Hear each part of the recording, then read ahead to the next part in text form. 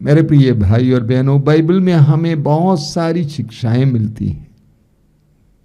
कुछ दिन पहले वचन पढ़ते समय मुझे विधि विवरण ग्रंथ के अध्याय 30 उसके वाक्य 19 को पढ़ने का मौका मिला और उस वचन ने मुझे स्पर्श किया। वहां पे लिखा हुआ है, दूसरे हिस्से में प्रभु कहते हैं, मैं तुम्हारे सामने जीवन और मृत्यु, भलाई और बुराई रख रहा हूं। तुम लोग जीवन को चुन लो जिससे तुम और तुम्हारे वंशज जीवित रह सको। प्रभु कहते हैं, मैं तुम्हारे सामने जीवन और मृत्यु, भलाई और बुराई दोनों रखता हूं। तुम जीवन को चुनो और तुम और तुम्हारे वंशज जीवित रह सको। बाइबल हमें सिखाती है कि ईश्वर ने मनुष्य को कठपुतली नहीं बनाया, बल्कि स्वतंत्र बनाया।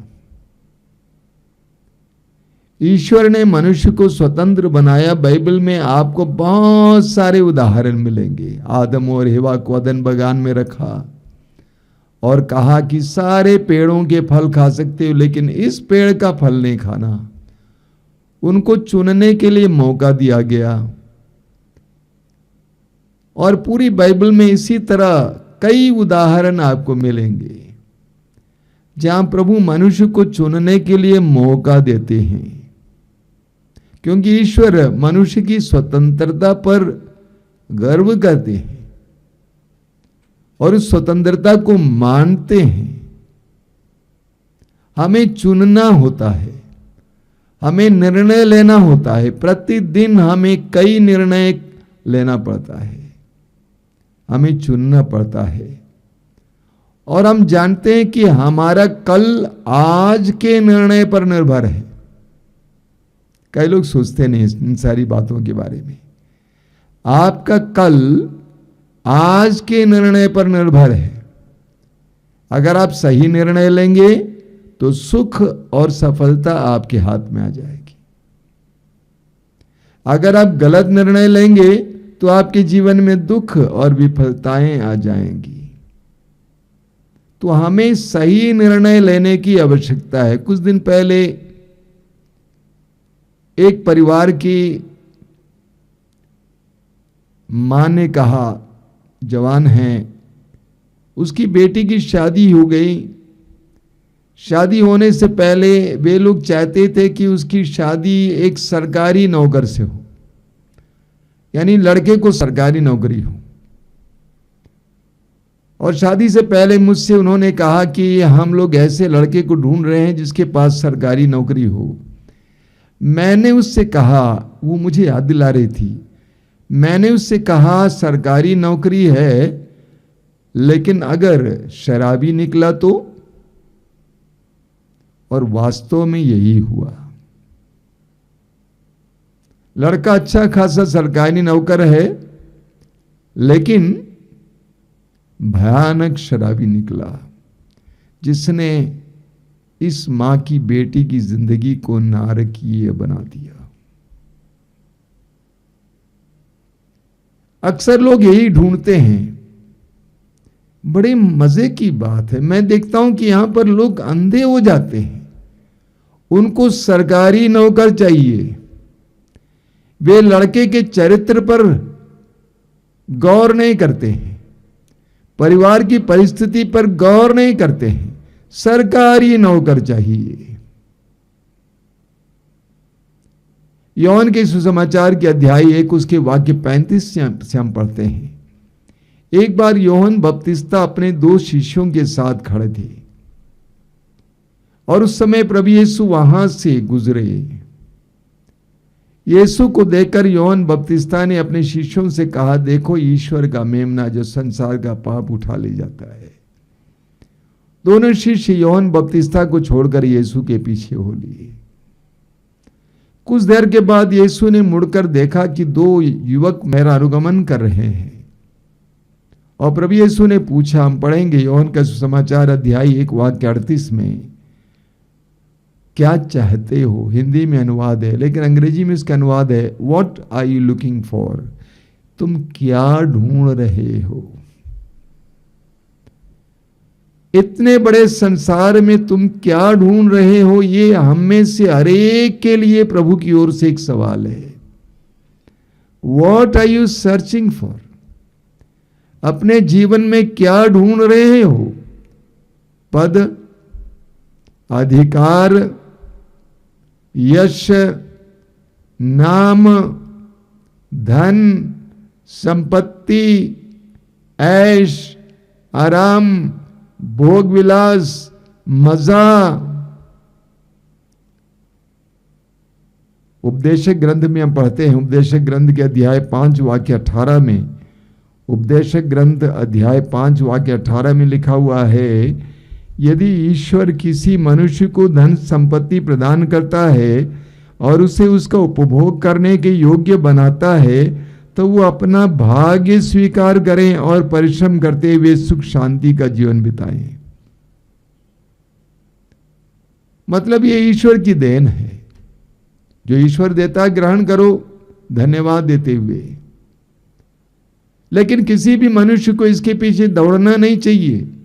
पहला तिमोथी अध्याय 6 वाक्य 7 में लिखा हुआ है, हम इस संसार में क्या ले आए और इस संसार से क्या ले जाएंगे? कुछ नहीं ले जाएंगे। हम इस संसार में क्या ले आए और इस संसार से क्या ले जाएंगे? हम कुछ भी नहीं ले जाएंगे। कई साल पहले एक बहन ने मुझसे कहा, उसका एक ही बेटा है, बेटे की शादी हुई और उससे एक बहुत सुंदर बहू मिली, देखने में बहुत सुंदर। उस बहन ने कई बार मुझसे कहा कि मेरी बहू बहुत सुंदर है, लेकिन आज उसी सुंदर बहू ने उस बहन का जीवन नरक सा बना दिया है। उस बहन का जीवन नरक सा बना दिया है। सामुएल का पहला ग्रंथ उसके अध्याय 16 वाक्य 7 में प्रभु का वचन कहता है, प्रभु कहते हैं, मनुष्य बाह्य रूप रंग देखता है, लेकिन ईश्वर तो हृदय देखता है। बाह्य रूप रंग मत देखो, बल्कि हृदय देखो। तो हमें सही निर्णय लेने की जरूरत है। हमारा भविष्य सही निर्णय पर निर्भर रहता है। अगर हम सही निर्णय लेंगे, सुख मिलेगा, संपत्ति मिलेगी, आशीष मिलेगी, आनंद मिलेगा। प्रभु यीशु ने कहा मत्ती के सुसमाचार के अध्याय 6 वाक्य 33 में, बार बार आपने सुना है, प्रभु कहते हैं, तुम सबसे पहले ईश्वर के राज्य और उसकी धार्मिकता की खोज में लगे रहो। तुम सबसे पहले ईश्वर के राज्य और उसकी धार्मिकता की खोज में लगे रहो, बाकी चीजें तुम्हें यूं ही मिल जाएंगी। रोमियो की पत्र के अध्याय 14 वाक्य 17 में संत पौलुस हमें बताते हैं कि ईश्वर के राज का मतलब क्या है। संत पौलुस कहते हैं कि ईश्वर का राज का मतलब है न्याय, प्रेम, शांति, सच्चा आनंद जो पवित्र आत्मा दे सकता है। जब बेटी की शादी करनी होती है, बेटे की शादी करनी होती है, पैसा नहीं बल्कि ये ढूंढो कि जिस घर में मेरी बेटी जाने जा रही है, जिस बेटी को मैं बहू बनाने जा रहा हूं, क्या वहां शांति है, प्रेम है, न्याय है, आनंद है। जब कोई भी नौकरी करने जाते हैं, नौकरी मिल जाती है, पता लगाओ क्या इस नौकरी के द्वारा मेरे परिवार में आशीष आएगी, न्याय, प्रेम, शांति, आनंद बढ़ेगा।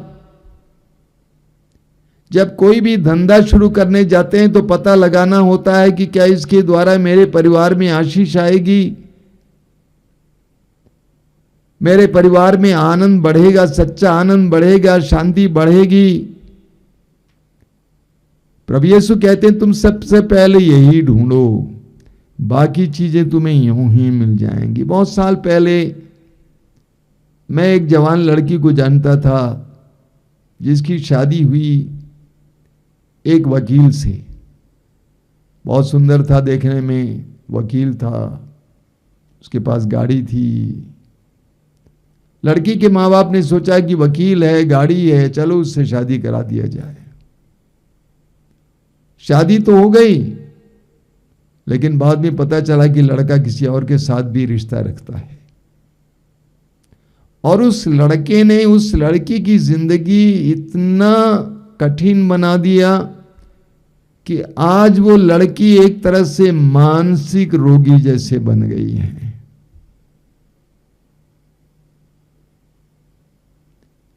हमारे निर्णयों पर हमारा भविष्य निर्भर है।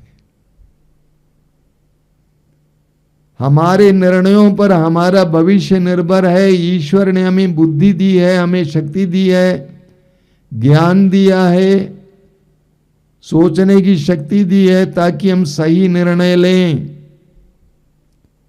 कुछ दिन पहले करीब 55 साल के एक भाई ने मुझसे कहा, बड़े दुख के साथ, मुझे लगता है मैंने गलत जीवन साथी को चुना।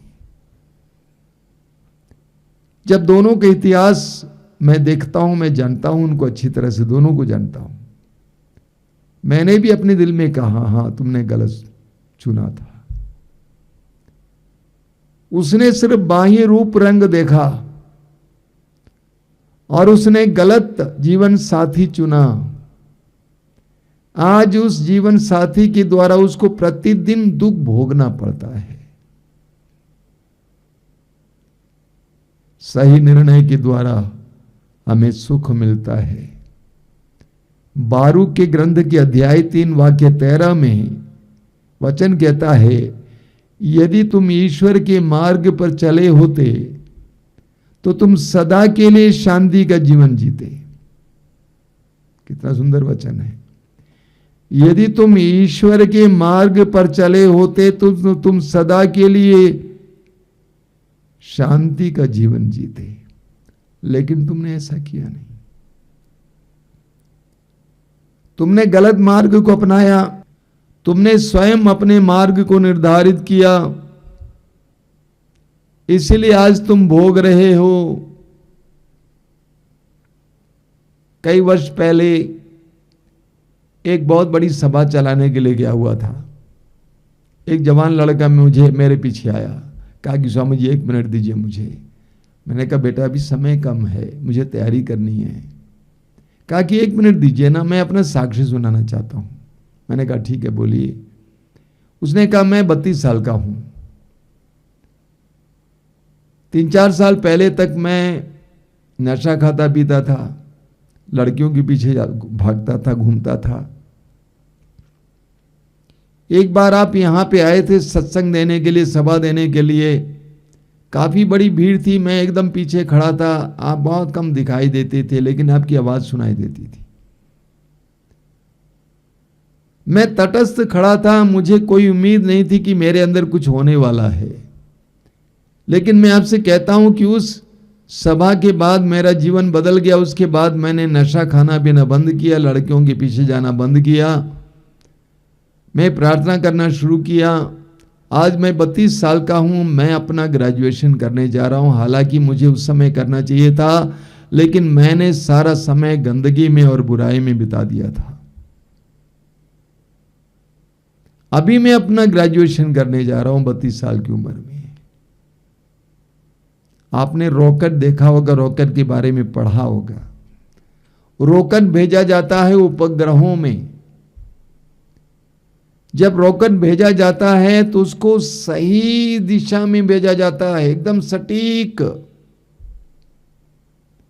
अगर जरा भी टेढ़ा हो गया, 0.00001 डिग्री भी अगर वो टेढ़ा हुआ तो उपग्रह के यहां पहुंचते पहुंचते वह उपग्रह से बहुत दूर पहुंच जाएगा। यही हमारे जीवन के बारे में भी है। हम उत्पत्ति ग्रंथ में आदम और एवा के बारे में पढ़ते हैं। आदम और एवा को ईश्वर ने सृष्टि का मुकुट बनाया, अदन बगान के मालिक मालकिन बनाया। ईश्वर ने उनको बहुत प्यार किया, अपना प्रतिरूप बनाया। लेकिन ईश्वर ने जो आज्ञा दी उस आज्ञा का उन्होंने भंग किया। नतीजा क्या हुआ? वे अर्धनग्न अवस्था में उस बगान से बाहर किए गए। एक गलत निर्णय के कारण। कुछ लोग सोचते हैं कि एक गलत निर्णय से क्या होता है।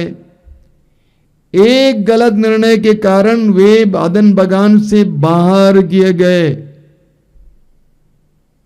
इस्यास नबी के ग्रंथ के अध्याय 48 वाक्य 18 में लिखा हुआ है, यदि तुमने मेरी आज्ञाओं का पालन किया होता तो तुम्हारी सुख शांति नदी की तरह उमड़ती रहती।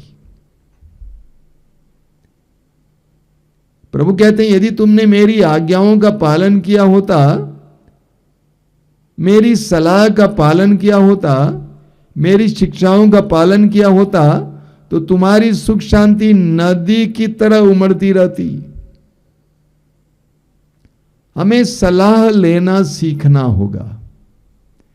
कई लोग सलाह नहीं लेते हैं बल्कि मनमाना काम करते हैं। कुछ दिन पहले एक परिवार मेरे कमरे में आया था।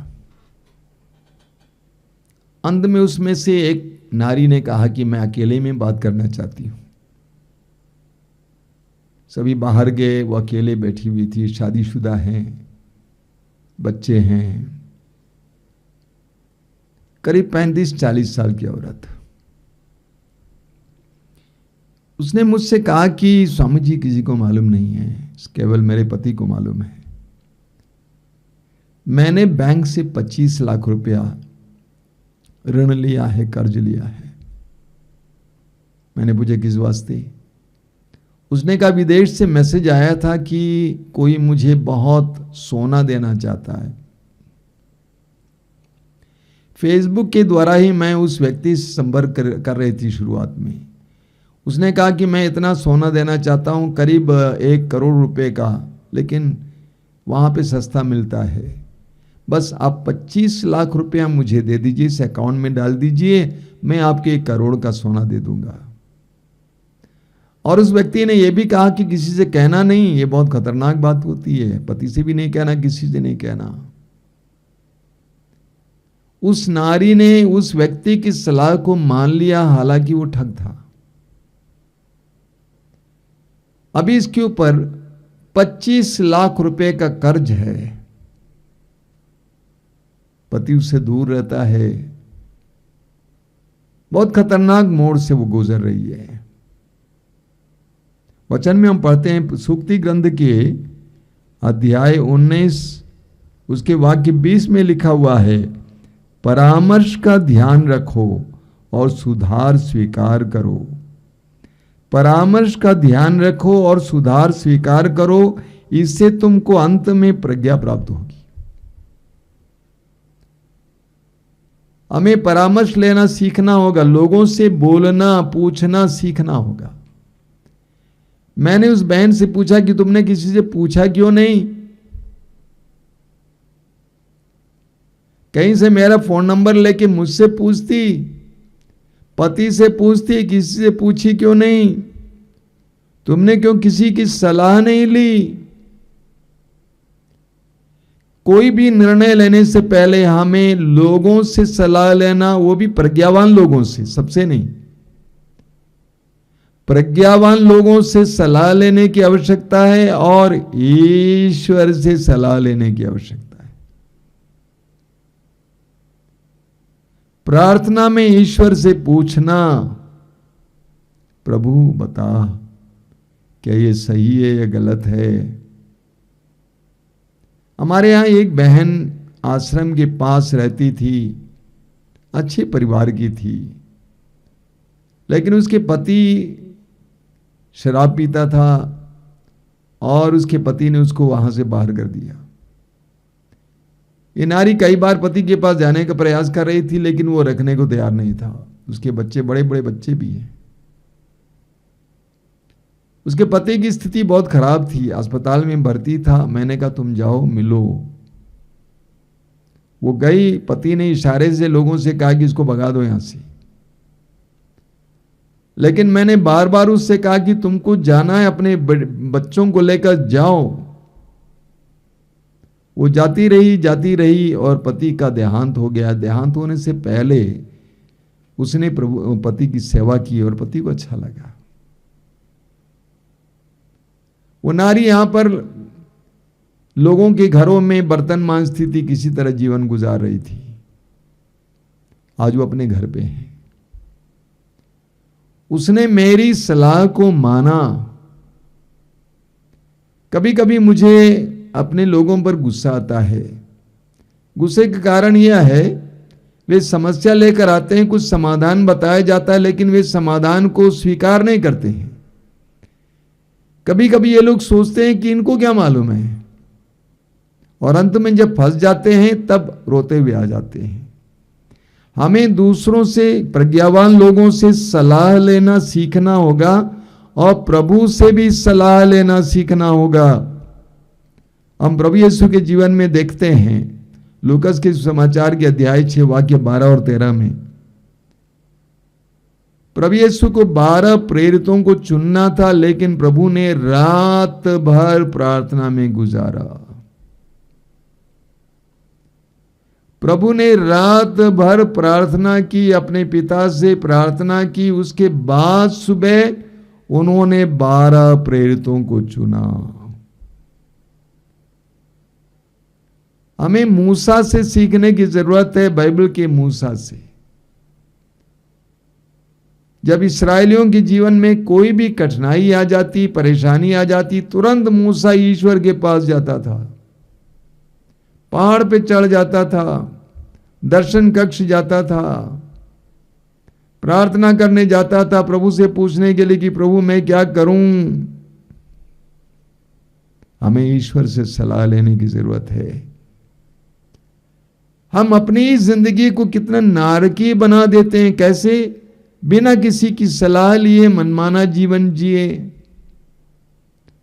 प्रभु ने अपने वचन में कहा है कि तुम्हारे लिए निर्धारित योजनाएं मैं जानता हूं, तुम्हारे हित की योजनाएं, अहित की नहीं, तुम्हारे लिए आशामय भविष्य की योजनाएं। इतना सुंदर वचन है, यिर्मयाह अध्याय 29 वाक्य 11। इसके बावजूद हम प्रभु के पास नहीं जाते हैं और पूछते हैं कि प्रभु क्या तू चाहता है। इस बात का ख्याल करना, हमारे हर निर्णय पर हमारा भविष्य निर्भर है। इसलिए हमें प्रार्थना में और लोगों की सलाह के द्वारा ही निर्णय लेना चाहिए। इस आश्रम में जो कुछ होता है, हम लोग प्रार्थना में प्रभु से सलाह लेकर ही करते हैं। ये जो ऑनलाइन प्रोग्राम है, ये प्रार्थना का फल है। ये जो ऑनलाइन प्रोग्राम्स चल रहे हैं, ये प्रार्थना का फल है। जब कोरोना हुआ, लॉकडाउन हुआ, उस समय प्रार्थना में प्रभु ने कहा ऐसा ऐसा ऐसा ऐसा करो,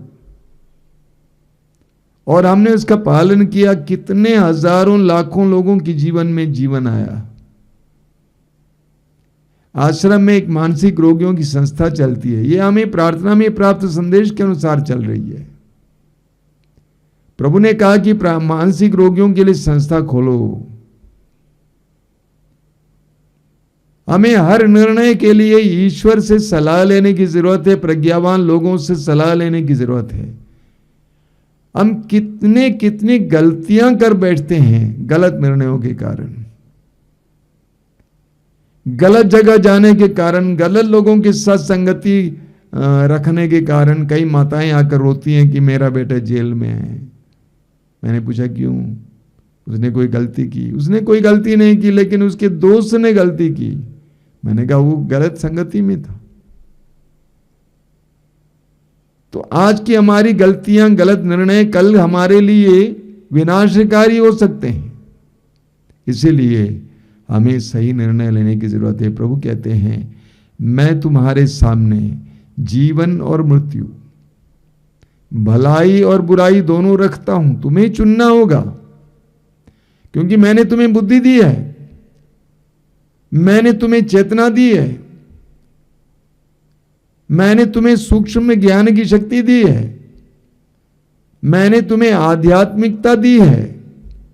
तुम्हें चुनना होगा तुम जो चुनोगे उसके अनुसार तुम्हारा भविष्य होगा, गलत चुनोगे उसके अनुसार तुम्हारा भविष्य होगा, सही चुनोगे उसके अनुसार तुम्हारा भविष्य होगा। हमें चुनना है।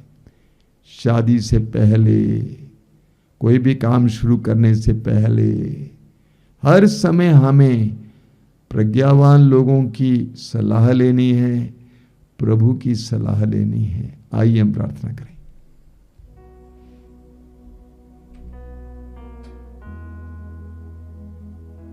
धन्यवाद देते हैं प्रभु इस समय के लिए, इस सुंदर समय के लिए। तेरे पवित्र वचनों के लिए धन्यवाद देते हैं। हमें प्रज्ञा का वरदान दीजिए कि हम सही चुने। हमें नम्रता का वरदान दीजिए कि हम दूसरों की सलाह लें। हमें तुझ पर विश्वास और भरोसे का वरदान दीजिए ताकि हम तुझसे पूछें। हमें इस बात का एहसास करा दीजिए कि हम मनुष्य हैं, हम तेरे द्वारा बनाए गए हैं। हमारे पास जो कुछ वो तेरा दिया हुआ है, इसलिए तेरी ओर अपनी आंखें उठाने के लिए कृपा दीजिए यीशु।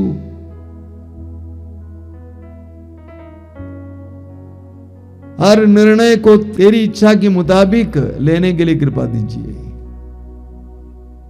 तेरी स्तुति, तेरी आराधना, तेरी महिमा।